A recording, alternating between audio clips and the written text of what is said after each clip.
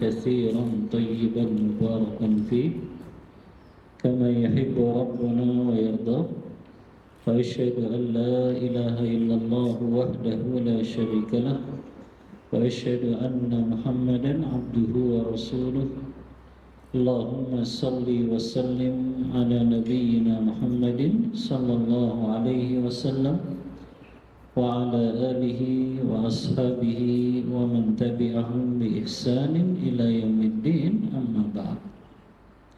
Ikhwani fillah rahimani wa rahimakumullah.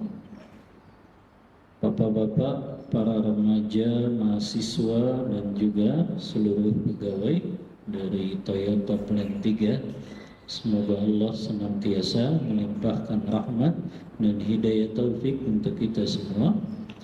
Alhamdulillah, di petang hari ini dengan izin dan pertolongan dari Allah kita bisa melanjutkan kembali kajian rutin kita yang pada petang hari ini insyaallah kita akan membahas masalah fikih al-udhiyah, masalah fikih kurban yang mungkin bagi sebagian kaum muslimin ada pemahaman-pemahaman yang keliru tentang kurban ini, maka kita luruskan bahwasannya ibadah kurban ini ibadah yang agung, maka harus dilakukannya sesuai dengan tuntunan Rasulullah sallallahu alaihi wasallam. Seperti biasa, akan ambil dari kitab Al-Fiqhu Al-Muyassar. Yang pertama, hukmul udhiyati. Apa hukumnya ibadah kurban? Para ulama ada dua pendapat tentang hukum berkurban ini, ya. Para ulama berbeda pendapat menjadi dua pendapat dalam hukum berkurban ini. Al-qaulul awal, yang pertama,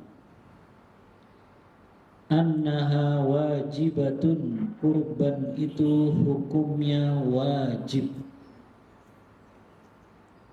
Kurban itu hukumnya wajib. Ini pendapat pertama. Pendapatnya siapa? Ini pendapatnya Imam Abu Hanifah rahimahullah. Kemudian Imam Al-Auza'i juga. Rabi bin Sulaiman, gurunya Imam Malik, juga berpendapat demikian, bahwasannya kurban itu hukumnya wajib. Apa dalilnya? Yang pertama, mereka berdalil dengan firman Allah Ta'ala surah Al-Kautsar ayat yang kedua. Allah berfirman, fasholli li rabbika wanhar. Maka sholatlah engkau untuk Rabbmu dan berkurbanlah. Kata pendapat pertama, Allah perintahkan sholat yang hukumnya wajib, kemudian digandengkan dengan perintah berkurban. Maka sholat digandengkan dengan kurban, ini jadi dalil kalau kurban juga hukumnya wajib. Dalil yang kedua, mereka berdalil dengan hadis Rasulullah SAW yang diriwayatkan oleh Imam Ahmad dalam kitab Musnadnya. Rasulullah bersabda, man kana lahu sa'atun wa lam yudhi fala yaqrabanna musallana. Kata Rasulullah, siapa yang memiliki kelapangan harta kemudian dia tidak berkurban, kata Rasulullah, jangan dia dekati tempat-tempat salat kami. Bayangin, Rasulullah usir.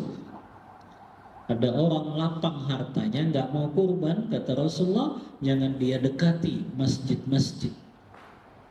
Sebagian ulama berpendapat jangan dia dekati tempat-tempat sholat, maksudnya jangan dia ikut sholat dalam sholat Idul Adha.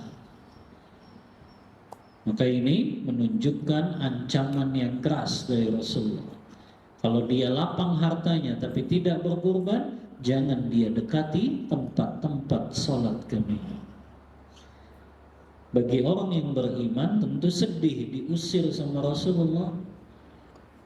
Bayangin Rasulullah usir, jangan dia dekat-dekat deh tempat sholat kami.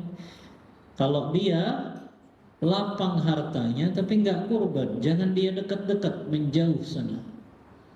Ini kan seperti diusir sama Rasulullah. Maka ini pendapat yang pertama yang mengatakan hukumnya wajib. Pendapat yang kedua, pendapatnya mayoritas para ulama, Imam Malik, Imam Syafi'i, Imam Ahmad, Ibn Hanbal rahimahumullah jami'an, mereka berpendapat al-udhiyatu sunnatun muakkadatun. Kurban itu hukumnya sunnah muakkadah, sunnah yang sangat ditekankan. Apa dalil mereka? Mereka berdalil dengan hadis Rasulullah riwayat Ibnu Majah dalam kitab Sunannya. Rasulullah bersabda, "Idza dakhalal ashru", apabila telah masuk tanggal 1 Zulhijjah. Insyaallah kalau tidak hari Jumat, hari Sabtu kita masuk tanggal 1 Zulhijjah. Kata Rasulullah, apabila telah masuk tanggal 1 Zulhijjah, wa arada ahadukum an yudhhiya, dan salah seorang di antara kalian sudah berniat dan bertekad ingin berkurban, fala yamassa min sya'rihi wa basyarihi syai'an, jangan dia potong bagian dari kuku dan rambutnya sampai hewan kurbannya disembelih. Jadi kalau antum sudah niat dari hari ini mau kurban, kemudian masuk 1 Zulhijjah, maka nggak boleh motong kuku, motong rambut, motong bulu-bulu yang ada di badan, karena itu larangannya sifatnya makruh atau haram? Makruh atau haram? Nah, mayoritas ulama menghukuminya makruh. Ya, tapi tetap kita ambil yang utama bahwasannya kita tidak memotong kuku dan bulu-bulu kalau sudah masuk tanggal 1 Zulhijjah. Kata jumhur ulama, Rasulullah mengatakan apabila telah masuk 1 Zulhijjah dan salah seorang di antara kalian ingin berkurban, ada kata-kata ingin di situ, maka di sini maknanya tidak sampai wajib. Namun walaupun pendapatnya jumhur ulama mengatakan tidak sampai wajib, tapi mereka sangat menekankan untuk kita beribadah kurban ini. Karena kurban selain pahalanya besar di sisi Allah, manfaatnya besar untuk manusia yang lain. Siapa itu? Fakir miskin kita. Ada di antara fakir miskin yang mereka bisa makan daging itu 1 tahun sekali. Kalau antum mungkin tiap pekan bisa makan daging, tapi fakir miskin kita setahun sekali ketika dapat jatah daging kurban. Maka pahala besar tuh, membahagiakan kaum muslimin, terlebih lagi di 10 hari pertama bulan Zulhijjah, hari-hari terbaik di muka bumi. Maka jangan sampai kita absen setiap tahunnya dari ibadah kurban ini. Usahakan kita selalu bisa berkurban. Kemudian syurutul udhiyati, syarat-syarat hewan yang sah untuk dikurbankan. Yang pertama, la tasihhul udhiyatu illa an takuna minal ibili awil baqari awil ghanami awil ma'zi. Ulama sepakat kurban itu tidak sah kecuali dari 3 jenis hewan ternak ini saja. yaitu unta, sapi, kambing atau domba. Selain dari 4 ini tidak sah untuk dijadikan kurban. Kalau antum hari raya Idul Adha motongnya ayam, maka itu tidak disebut kurban. Ada orang Idul Adha motongnya kuda, maka itu nggak disebut kurban. Karena kurban hanya terbatas 4 hewan ini saja: unta, sapi, kambing atau domba. Ini syarat yang pertama, hewan itu sah untuk dikurbankan. Sebagaimana firman Allah Ta'ala dalam surah Al-Hajj ayat 34. Allah berfirman, "Walikulli ummatin ja'alna mansakan liyadhkuru ismallah ala ma razaqahum min bahimatil an'am." Kata Allah Ta'ala, dan setiap umat kami jadikan binatang sembelihannya masing-masing, agar mereka menyebut nama Allah dari rezeki yang Allah berikan kepada mereka berupa binatang-binatang ternak. Maka setiap umat ada hewan yang disyariatkan untuk disembelih. Untuk umatnya Rasulullah 4 jenis ini saja yang bisa dijadikan sebagai kurban. Kemudian juga ibadah kurban ini wa tujzi'u syatu fil udhiyati 'anil wahid wa ahli baitihi. Ibadah kurban ini juga ibadah keluarga. Penyedia dananya, kalau kambing hanya boleh 1 orang. Kalau sapi boleh patungan maksimal 7 orang. Kalau unta boleh patungan maksimal 7 orang juga. Ini penyedia dananya. Tapi pengikut sertaan pahalanya, maka itu bisa untuk 1 keluarga. Yang dimaksud 1 keluarga ini apa batasannya? Mereka yang menjadi tanggungan nafkah kita.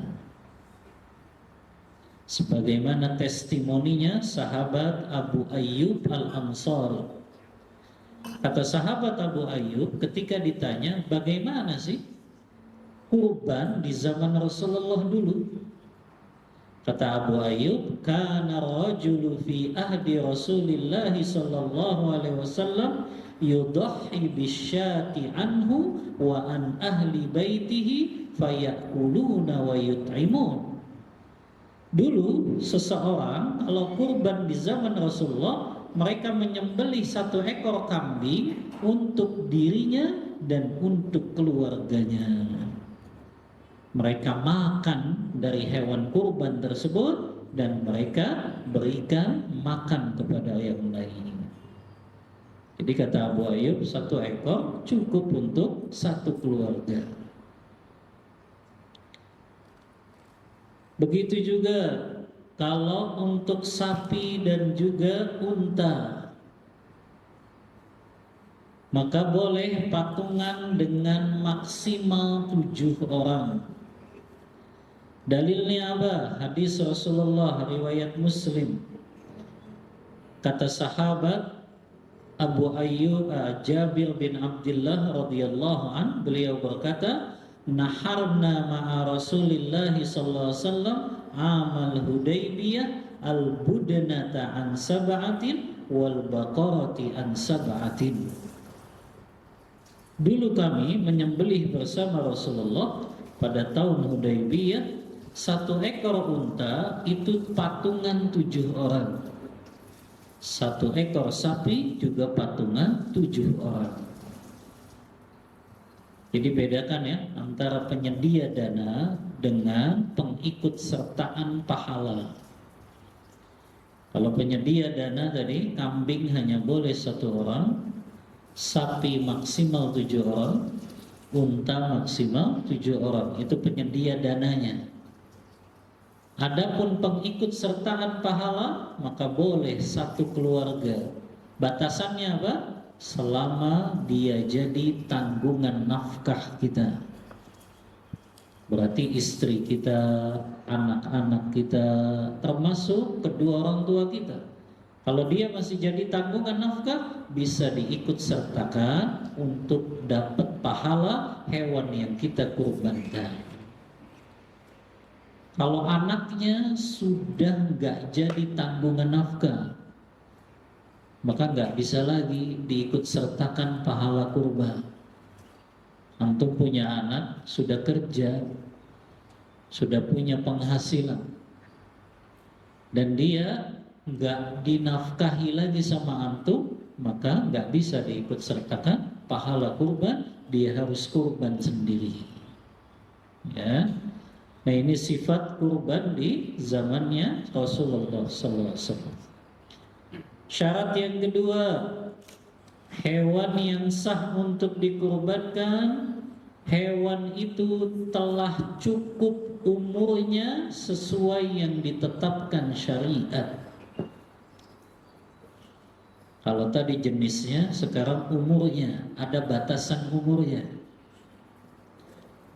Yang pertama, al-ibilu wa yushtaratu an yakuna qad akmala khamsa sinin. Unta usia minimal sah untuk dikurbankan, minimal usianya 5 tahun. Unta minimal dikurbankan usianya 5 tahun.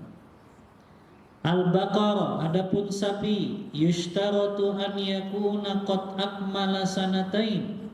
Disyaratkan minimal usianya sudah genap 2 tahun. Kalau ada orang kurban sapi tapi usianya 1 tahun, sah tidak kurbannya? Tidak. Dagingnya boleh dimakan? Boleh kalau sembelihannya sah. Ya, tapi untuk jadi kurban nggak sah karena minimal usianya 2 tahun. Al-ma'zu wa yushtaratu an yakuna qad akmala sanatan. Adapun kambing Jawa, tahu antum kambing Jawa? Lawannya kambing gembel. Kambing Jawa tuh selain domba, kalau domba tahu ya, kambing Jawa tuh yang bulunya sedikit, biasanya bertanduk, ya. Kalau kambing Jawa minimal usianya 1 tahun, sudah genap 1 tahun. Adapun domba, nah domba ada kekhususan nih. Untuk domba boleh dijadikan kurban usianya minimal 6 bulan. Ini yang disebut dalam bahasa Arab dengan ad-da'nu. Apa dalilnya boleh kurban dengan domba 6 bulan? Dalilnya hadis Rasulullah SAW, riwayat Muslim dalam kitab sahihnya. Kata Rasulullah, la tadbahu illa musinnah illa an yaksura alaikum fatadbahu jaz'atan minad dha'ni. Kata Rasulullah, janganlah kalian menyembelih hewan kurban kalian kecuali usianya musinnah.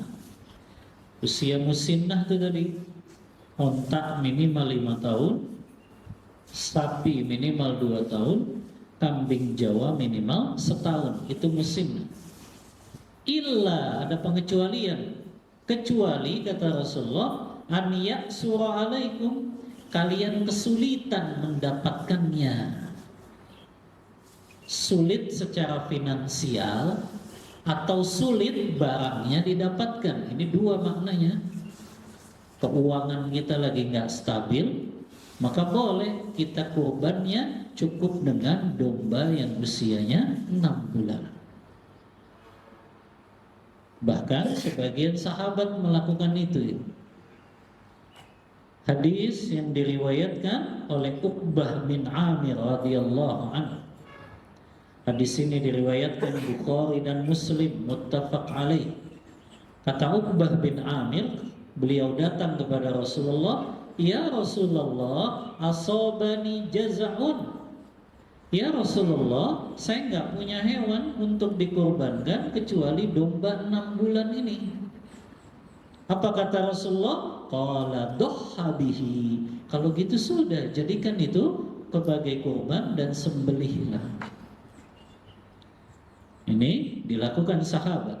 Begitu juga dalam hadis riwayat Nasa'i yang disahihkan oleh Syekh Albani dalam Sahih Nasa'i. Hadisnya juga dari Uqbah bin Amir radhiyallahu an, beliau berkata, "Dhahaina ma'a Rasulillah sallallahu alaihi wasallam bi jaz'in minad dha'ni." Kami dulu menyembelih hewan kurban kami di zaman Rasulullah, ada yang menyembelih dengan domba yang usianya 6 bulan.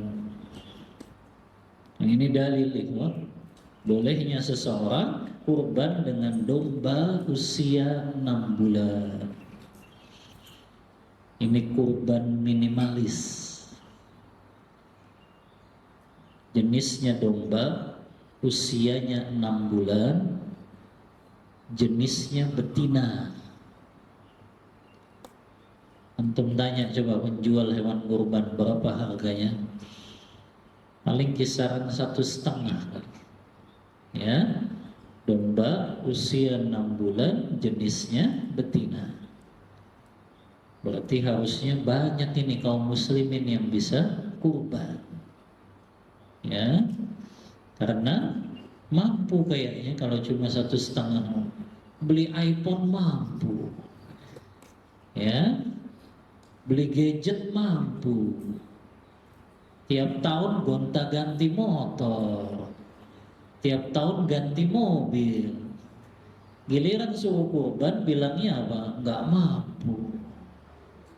Ya, ini kan masyarakat kita.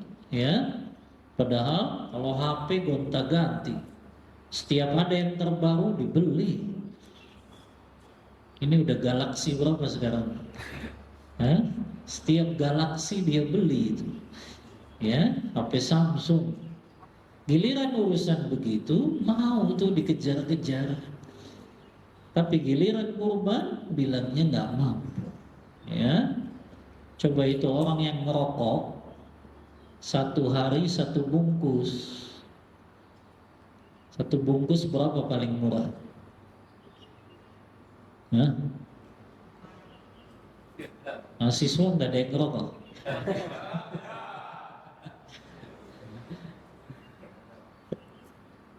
Paling murah berapa? 1 bungkus? 23. 10.000 ada nggak? Ada. Udah nggak ada. 20 ribuan. 20.000 lah ya. 20.000 dia nggak ngerokok setahun berapa tuh? 20.000 kali 365 hari berapa? Hah? 7 juta ya. 7 juta tuh bisa dia kurban. Ngerokok bisa habis 1 bungkus sehari. Giliran disuruh kurban bilang nggak mampu. Ya, coba dia puasa dari rokoknya tuh, ya, dia bisa kurban tiap tahun. Bayangin nggak kerasa kan tuh, 1 hari 1 bungkus 20.000, ya, 365 hari 7 juta. Kurban sapi super itu, ya, 7 juta patungannya. Maka ini kesadaran berkurban harus dibangkitkan, ya. Anak sering sampaikan, saudara muslim kita di pelosok dimurtadkan dengan Indomie 1 dus. Indomie 1 dus murtad, saking nggak punya makanannya. Harusnya kita bisa kembalikan dengan kita berikan daging kurban. Mana yang lebih menarik, Indomie apa daging? Daging, ya. Kecuali mahasiswa Indomie kali ya, karena yang biasa dimasak Indomie. Baik. Jadi kesadaran kurbannya ditumbuhkan, ya. Karena tadi ternyata syariat membolehkan kurban dengan jenis domba yang usianya 6 bulan. Ya, ini keringanan. Kemudian syarat yang ketiga, hewan itu sah untuk dikurbankan. Kalau tadi dari sisi usia, yang ketiga salamatun minal uyub. Hewan itu sehat dari segala cacat-cacat. Hewan itu selamat dari cacat. Namun para ulama membagi cacat pada hewan kurban menjadi 3 macam. Cacat yang ada pada hewan kurban menjadi 3 macam. Yang pertama, cacat yang ada pada hewan kurban dan itu menyebabkan kurbannya tidak sah. Ini jenis yang pertama, cacatnya menjadikan kurbannya tidak sah. Yang kedua, cacat yang ada pada hewan kurban hukumnya makruh tapi masih sah untuk dijadikan kurban. Yang ketiga, cacat yang ada pada hewan kurban dan hukumnya mubah, tidak makruh dan tetap sah untuk jadi kurban. Kita bahas satu persatu. Cacat yang pertama yang menjadikan kurban itu tidak sah.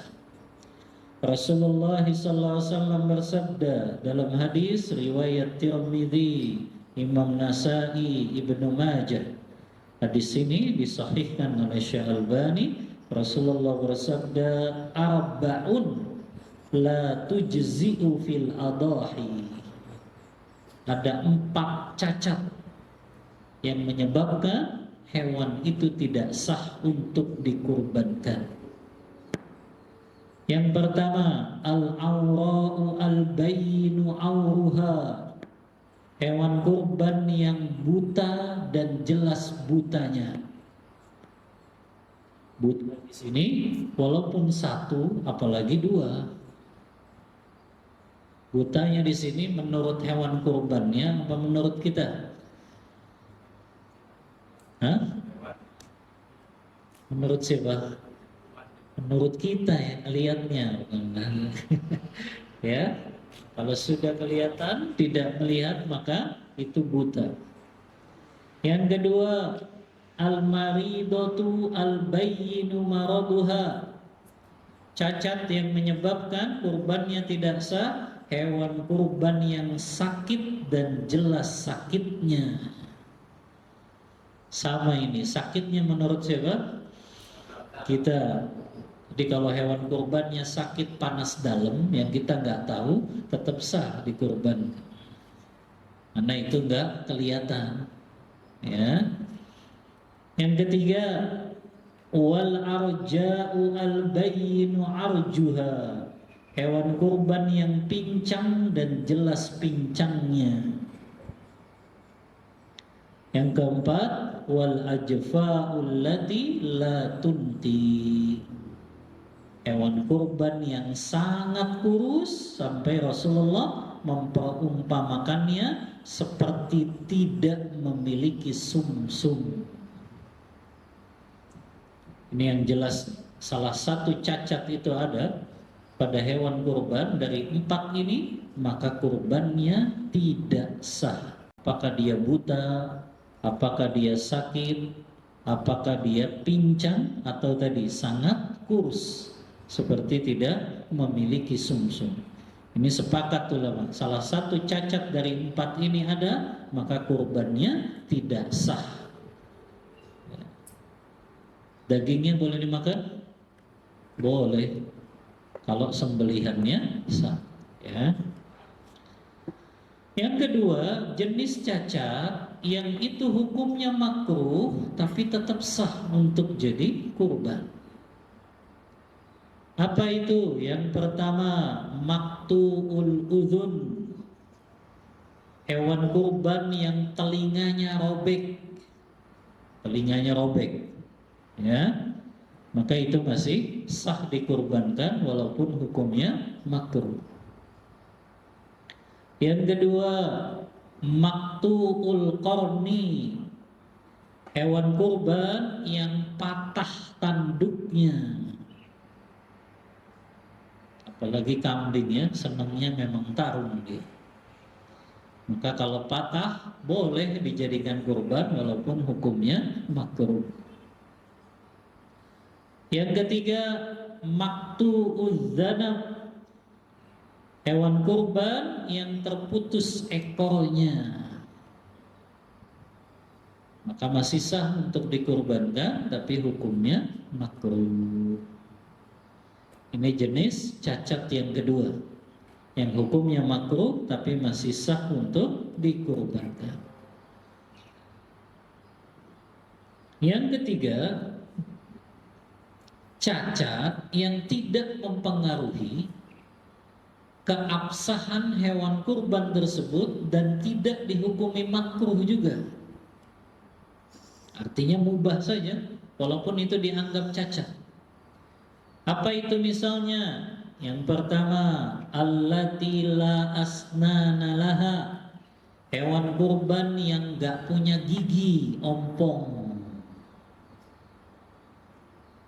Maka itu kan cacat, tapi tetap boleh untuk dikurbankan, gak mempengaruhi. Yang kedua, al-khasiyyi, hewan kurban yang dikebiri. Tahu antum dikebiri? Nggak bisa kawin lagi dia. Ya, makanya biasanya gemuk. Ya, kalau hewan ternak itu dikebiri biasanya gemuk-gemuk, karena energinya nggak habis buat hubungan. Ya, tapi dia akan semakin banyak makan saja. Nah ini sah walaupun hewannya dikebiri. Yang ketiga, hewan kurban yang skrontumnya hilang satu. Tahu skrontum antum? Masa mahasiswa nggak tahu? Ada mata kuliah biologi bukan? SMA dulu nggak belajar biologi. Skrontumnya hilang satu, biji telurnya, ya itu kan skrontum, ya. Kadang kita dapat itu ada hewan kurban yang begitu, loh kok skrontumnya cuma satu gitu, kan biasanya dua. Itu dianggap cacat, tapi cacatnya mubah, tidak mempengaruhi, ya. Kenapa cuma 4 cacat tadi yang menyebabkan tidak sah kurbannya?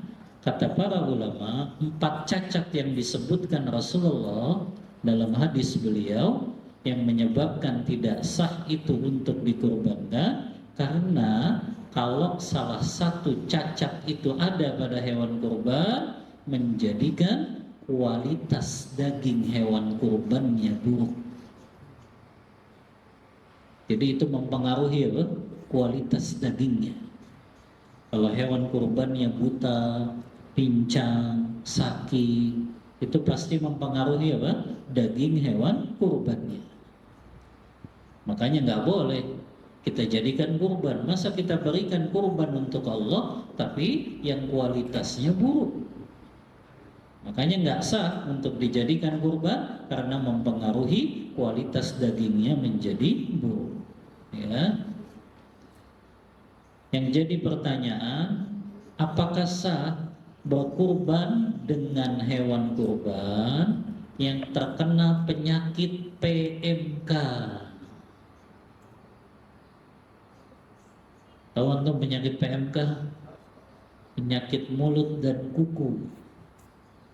Kan sempat jadi wabah tuh tahun 2022, menyerang hewan-hewan ternak. Penyakit mulut dan kuku. Sah tidak hewan kurban itu terkena penyakit mulut dan kuku? Sah tidak? Hah? Tidak sah. Kenapa tidak sah? Hah? Mempengaruhi daging hewan kurbannya nggak? Hah? Mempengaruhi tidak? Menjadi buruk tidak kualitas dagingnya kalau kena penyakit PMK ini? Hah? Buruk. Emang antum udah neliti? Wallahu a'lam ya. Anda baca beberapa fatwa ya. Itu dikembalikan kepada penelitian apakah mempengaruhi kualitas daging hewan kurbannya atau tidak. Kalau gejalanya ringan tuh kukunya melepuh saja. Kemudian banyak air liurnya biasa. Itu hewan kurban yang seperti itu. Kalau gejalanya ringan, itu nggak mempengaruhi daging kurbannya. Tapi kalau gejalanya berat tuh sampai kukunya lepas. Dan hewan kurban itu biasanya jalannya kayak pincang. Nah, kalau gejalanya berat kayak gini baru itu dianggap tidak sah untuk dikurbankan. Karena tadi berpengaruh kepada kualitas daging hewan kurbannya. Nah ini ya, kalau hewan itu terkena penyakit PMK. Kemudian pertanyaan yang juga biasanya banyak, kita beli hewan kurban itu sehat. Ketika proses distribusi, kambingnya loncat dari truk, akhirnya patah. Atau ada sapi diturunin, lari dia, nyemplung ke selokan, pincang juga jadinya. Wajib diganti tidak? Hah? Wajib diganti tidak? Loh, pedagangnya nggak mau ganti gimana? Ya, loh itu kan di luar keteledoran saya. Si pengorban wajib ganti tidak? Lumayan kan sapi 20 juta. Ya. Padahal pas dibeli sehat, ketika proses distribusi tadi dia loncat jadi pincang, dia nyemplung selokan pincang, ya, di luar keteledoran ya. Kalau itu keteledoran wajib diganti. Tapi ini di luar keteledoran, wajib diganti tidak? Nah, kata Syekh Utsaimin rahimahullah ta'ala, hewan kurban itu ada dua jenis. Hewan kurban itu ada dua jenis setelah dibeli. Hewan kurban setelah dibeli itu ada dua jenis. Yang pertama, hewan kurban itu setelah dibeli sudah ditakyin. Apa itu sudah ditakyin? Sudah ditetapkan bahwa ini akan jadi kurban atas nama fulan. Ini namanya ditakyin. Kalau hewan kurban itu sudah ditakyin, antum beli sapi misalnya, antum katakan ini sapi atas nama 7 orang fulan. Itu namanya sudah ditakyin. Kalau hewan kurban yang sudah ditakyin, ketika proses distribusi dia mengalami cacat, maka tidak wajib diganti. Kalau itu di luar keteledoran. Ya, kalau sudah ditakyin dan di luar keteledoran, maka itu tidak wajib diganti. Tapi kalau hewan itu ketika dibeli belum ditetapkan ini akan jadi kurban. Antum beli 10 ekor buat jualan aja. Ketika diturunin cacat 5 ekor. Antum katakan, udahlah yang cacat ini buat kurban aja. Nah itu nggak boleh. Haram hukumnya. Ya. Maka itu perbedaan hewan kurban yang sudah ditakyin dengan yang belum ditakyin. Konsekuensinya tadi, ya, hewan itu kalau sudah ditakyin dan cacat setelah dibeli di luar keteledoran, maka tidak wajib diganti. Tapi kalau dia cacatnya karena keteledoran, maka wajib diganti. Nah, ini syarat-syarat hewan yang sah dikurbankan.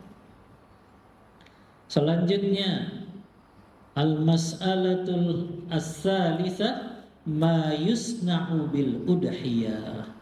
Cara memanfaatkan bagian hewan kurban. Antum ini nanti jadi panitia kurban harus paham kemana saja itu bagian-bagian hewan kurban dimanfaatkannya. Yusannu lil mudahhi an ya'kula min udhiyatihi wa yuhdiya lil aqaribi wal jirani wal asdiqa wa yatasaddaqu 'alal fuqara. Disunnahkan bagi si pengurban dia makan dari daging hewan kurbannya. Ini antum cermati ini. Antum kurban, pastikan makan dari daging hewan kurban yang antum kurbankan. Jangan antum kurban kambing, makannya daging sapi. Antum kurban sapi, makannya daging kambing. Salah ini. Antum pastikan makannya dari daging hewan kurban antum. Itu yang sunnah. Ya. Termasuk kalau antum kurban sapi, yang makannya dari sapi yang antum kurbankan, bukan sapi orang. Ya. Nah, ini masih agak kaku ini kalau di Indonesia ya. Keburu dicampur semua dagingnya. Padahal harusnya kasih dulu pengurban sepertiga. Setelah itu mau dicampur silakan. Tapi pastikan si pengurban dapat daging dari hewan yang dia kurbankan. Jangan dia makan dari daging hewan yang lain. Karena sunnahnya ini. Yang kedua, wa yuhdiya lil aqaribi wal jirani wal asdiqa. Dia hadiahkan untuk kerabatnya, tetangganya dan sahabat-sahabatnya. Yang ketiga, wa yatasaddaqu 'alal fuqara. Dia sedekahkan sepertiga lagi untuk fakir miskin. Sunnah dibagi sepertiga. Sepertiganya dari apa Ustaz? Dari dagingnya saja ya? Enggak, dari keseluruhan. Dari kepalanya sampai buntutnya itu dibagi sepertiga tadi. Sepertiga untuk dimakan si pengurban dan keluarganya, sepertiga untuk dihadiahkan kepada kerabat, tetangga atau sahabatnya, sepertiga baru disodakohkan kepada fakir miskin.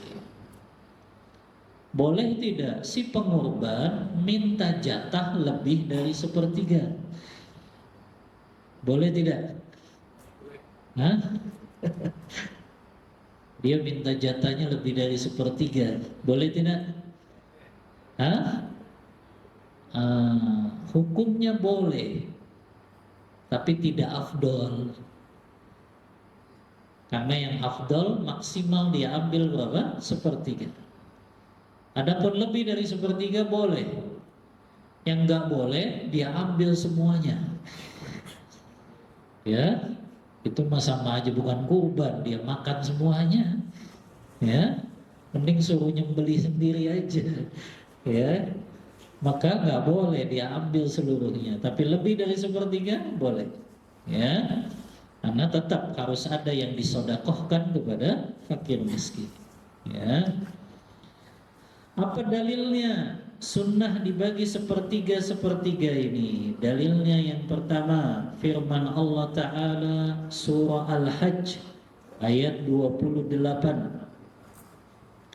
Allah berfirman, fakulu minha wa at'imul ba'isal faqir.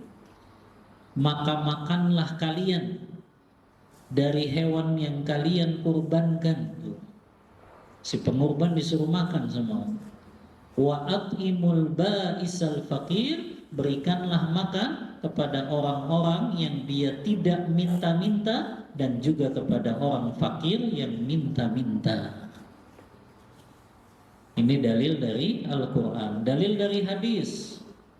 Hadis dari sahabat Abdullah bin Abbas ketika menjelaskan sifatu udhiyatin Nabi sallallahu alaihi wasallam. Bagaimana sifat kurbannya Rasulullah? Kata beliau, wa yut'imu ahla baitihi thuluth. Rasulullah memberi makan keluarganya sepertiga dari bagian hewan kurbannya. Wa yut'imu fuqara. Rasulullah memberikan hadiah kepada tetangga-tetangganya yang miskin. Wa yatasaddaqu 'ala su'ali bithulus. Rasulullah pun bersedekah kepada orang-orang miskin yang minta-minta. Maka sepertiga Rasulullah bagikan dari bagian hewan kurbannya.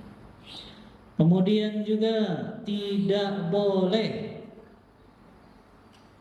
menjual bagian dari hewan kurban. Gak boleh ini.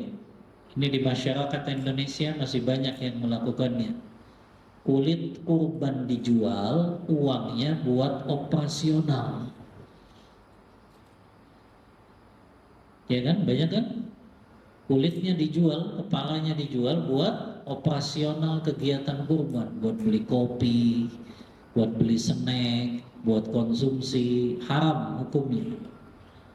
Rasulullah ancam dalam hadis riwayat Baihaqi dan Imam Al-Hakim yang dihasankan Syekh Albani, man ba'a jilda udhiyatihi fala udhiyata lahu.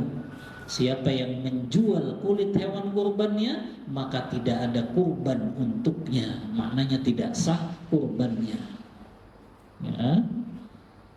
Ada lagi yang lebih parah juga. DKM jual kulit hewan kurbannya, uangnya buat beli karpet masjid. Ya, boleh tidak ini? Gak boleh, haram.